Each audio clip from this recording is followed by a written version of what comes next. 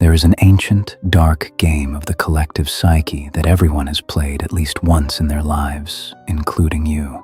A sadistic game where drama reigns supreme, fueled by that malevolent pleasure that leads you to sacrifice your unique self just to play a preset role. One of the three roles within the dramatic Karpman Triangle. The Karpman Triangle is a psychological model at the root of toxic and dysfunctional human relationships. It is called a triangle because it is defined by three roles: the persecutor, the victim, and the rescuer. None of these roles are authentic, and they are entirely interchangeable. It is a classic of the collective unconscious, a play composed of scripts and masks, and the tragedy is that, once put on, the masks begin to lead the actor. All of this serves one purpose: to avoid real intimacy with others and with oneself, because intimacy is terrifying. This dynamic only occurs when one role calls to another. It requires at least two people willing to participate for the phenomenon to manifest. Let's look at the practical side. A teacher or a supervisor at work abuses their power with malice.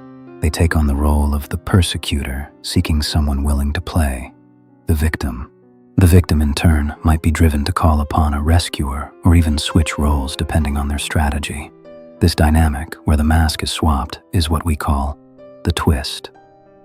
Now, let's analyze the anatomy of these roles. The persecutor. They don't just seek control. They seek to offload their own sense of inadequacy onto others. They use anger as a shield to avoid feeling pain. Only through a sense of superiority do they feel whole. The rescuer. This is the most insidious role. The rescuer is no true hero. They never truly help the victim. They need the victim to stay weak. They don't want your independence. They want your debt. It is a form of narcissism masked as altruism. The victim. Their currency is guilt. They don't truly want to be helped. They want to be pitied. They reject every solution just to maintain their status as a martyr. Having reached this point, we must look deeper into how the archetypal nature of these dynamics is bound to our subconscious. Only through this awareness will we build the foundations to avoid being dragged into the triangle of pain. Let us restart then from a specific question. Have you ever found yourself during your day drifting into an imaginary world? In these flows of fantasy, you might act out a very specific role. Perhaps people are unfairly plotting against you, alone against many. Or maybe you're trying to save and change a toxic partner, never succeeding. In some cases, you might imagine unleashing your fury upon those you despise. The unconscious can bring many archetypes to the surface, each unique to the individual.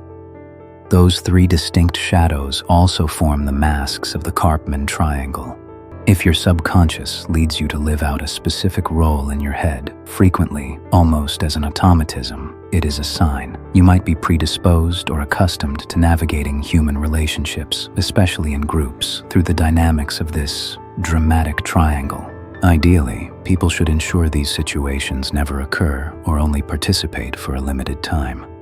But what is the profile of those for whom the Karpman Triangle is normal?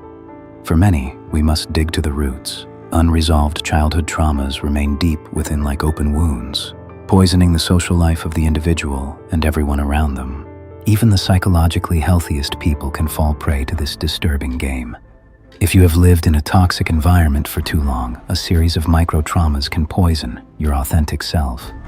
Under prolonged stress, you lose the ability to filter reality correctly, abandoning the command center in favor of a mask thirsty for drama. That same mask will give us the illusion that our cynical view of the world is correct. Ironically, it is not uncommon for those who truly need therapy to refuse it, and as a result, they end up driving others into psychotherapy.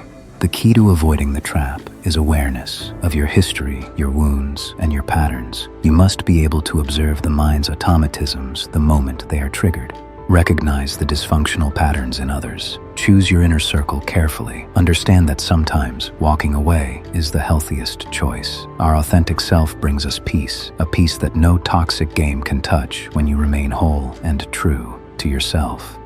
Stay awake, stay safe, enter the portal.